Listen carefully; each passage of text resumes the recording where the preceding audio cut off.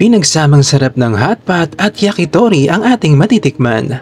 Kung ganito ba naman ang nakapalibot sa'yo, talagang mapapawaw ka na lang. Kaya naman eto na, ang Senpai Oden.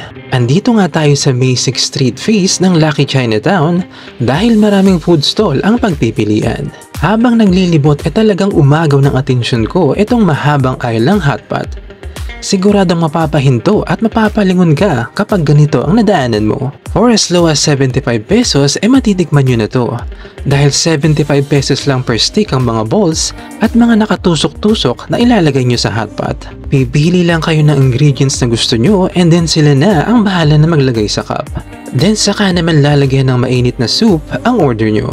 I can say na nakakabusog na rin siya at talagang mapapawi ang cravings nyo, especially yung soup ng hot pot is very savory, warm, and very flavorful. Kaya naman sulit talaga yung 75 pesos nyo.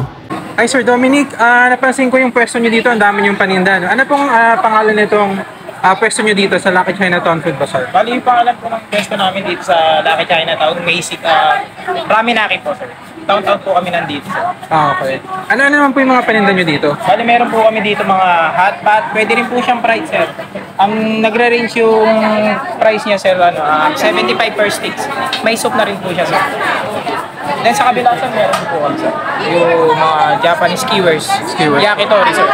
Originally po kami sa Ubo sir. Ngayon, lahat ng bazaar halos pinupuntahan namin. Pwede po natin puntahan niya sir. Dito naman sa isang pwesto nyo, ano naman po yung mga paninda natin dito? Bali, ito yung tinatawag namin na original Ubo skewers. Original po kami sa Ubo.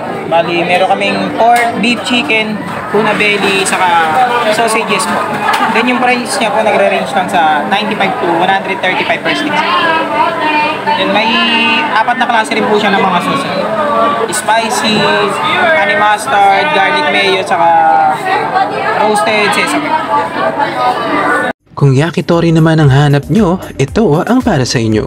Usually, mas mahal ang price ng yakitori sa mga Japanese restaurant.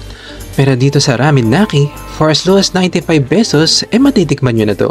Medyo habaan nyo lang ang pasensya kapag nag-order kayo.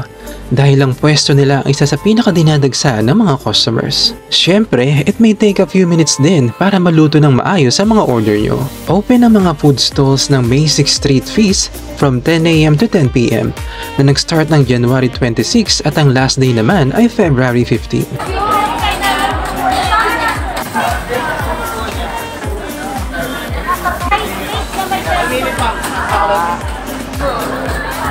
Hot pot ma'am, sir.